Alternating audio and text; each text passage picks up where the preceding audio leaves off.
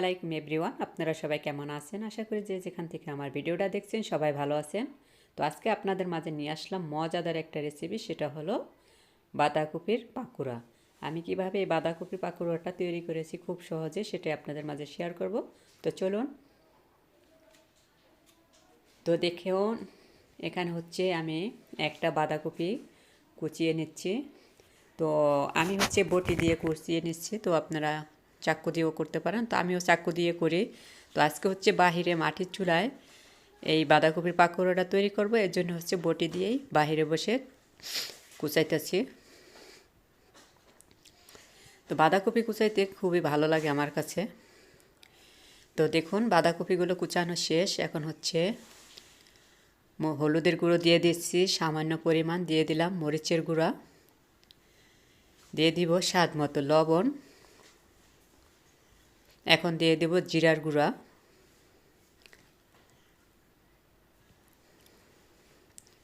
তো ভাজা জিরার গুঁড়াটা দেওয়ার চেষ্টা করবেন অবশ্যই। দিয়ে দিয়েছি।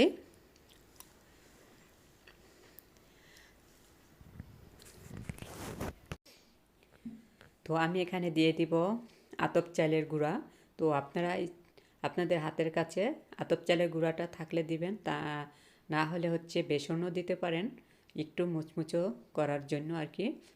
তো আমি এখানে হচ্ছে 1 কাপ পরিমাণ আতপ চালের গুঁড়া দিয়ে দিয়েছি। তো এখন দিয়ে দিলাম 4 চামচের মতো আর কি, 4 চামচের মতো দিয়ে দিলাম ময়দা। তো এখানে দিয়ে দিয়েছি আমি একটা ডিম। তো একটা ডিমই এখানে যথেষ্ট, বেশি লাগবে না, কারণ এখানে হচ্ছে বাঁধাকপিতে লবণ দেওয়ার পরে কিন্তু বাঁধাকপি থেকে অনেকটাই পানি উঠে।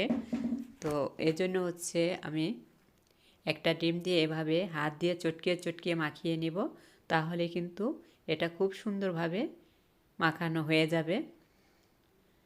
তো এটা কিন্তু নরম হয়ে যায় আস্তে আস্তে, এজন্য প্রথম থেকেই শুকনো শুকনোভাবে মাখিয়ে নিতে হবে।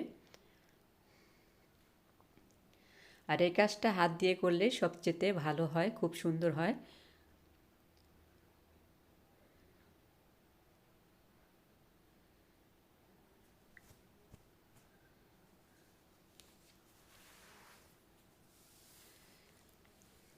তো এভাবে হাত দিয়ে মাখিয়ে নিচ্ছি দেখুন।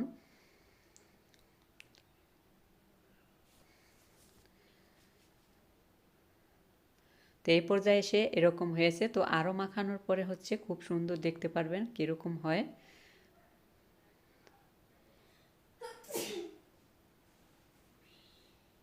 তো হয়ে গেছে কিন্তু আমার এই যে মাখানো, দেখুন একদম পারফেক্ট হয়েছে। তো এরকমভাবেই মাখাতে হবে। তো এখন হচ্ছে আমি চুলায় একটা কড়াই দিয়ে তেলটা দিয়ে দিয়েছি, সরিষার তেল। তেলটা গরম হওয়ার পরে হচ্ছে আমি একে একে এই বাঁধাকপির পাকোড়াটা দিয়ে দিচ্ছি।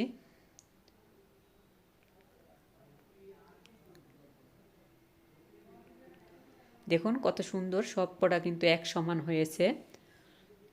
তো এইভাবে করে দিয়ে দিলাম।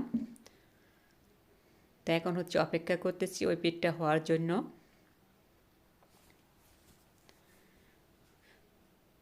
তো এই বাঁধাকপির পাকোড়াটা খেতে অনেক মজার।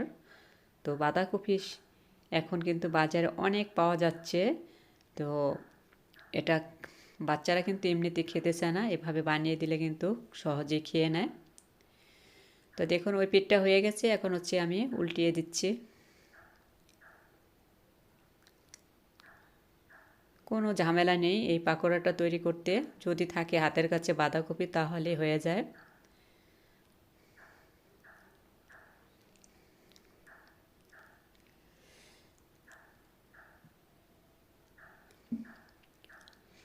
তো এভাবে নেড়ে চেড়ে খুব সুন্দর করে মুচমুচে করে এই বাঁধাকপির পাকোড়াটা ভেজে নিচ্ছি। তো এই পর্যায়ে এসে কিন্তু একদম মিডিয়াম আছে জাল করে এই পাকোড়াটা ভাজতে হবে, ফুল আছে জাল করবেন না, তাহলে কিন্তু পাকোড়াটা মুচমুচে হবে না, খুব সুন্দর হবে না।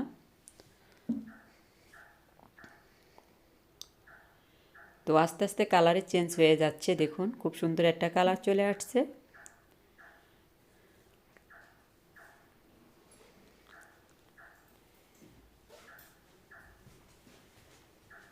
তো হয়ে গেছে আমার বাঁধাকপির পাকোড়াটা। তো এখন হচ্ছে উঠিয়ে নিব। তো এটা দিয়ে আমি উঠিয়ে নিচ্ছি, যেহেতু বাহিরে আসছি এজন্য হচ্ছে বাড়তি কিছু ঝামেলা করতে চাই না, কিছু আনতে চাই না, উঠানোর জন্য টেস্টেনার নিয়ে আসি নাই। তো এটা দিয়ে আমি কাজটা সেরে নিব। তো বাকিগুলো আমি একে একে দিয়ে দিচ্ছি। আর এই যে দেখুন আমার পাকোড়াগুলো হয়ে গেছে, মাশাআল্লাহ খুব সুন্দর দেখা যাচ্ছে, কালারটাও অসাধারণ হয়েছে। তো এভাবে আপনারা খুব সহজেই পাকোড়াটা রেডি করে নিতে পারেন। তো এটা খেতে হয়েছিল অসম্ভব মজার। তো আজকের মতো এখানেই বিদায় নিচ্ছি। আপনারা সবাই ভালো থাকবেন, সুস্থ থাকবেন। আল্লাহ হাফেজ।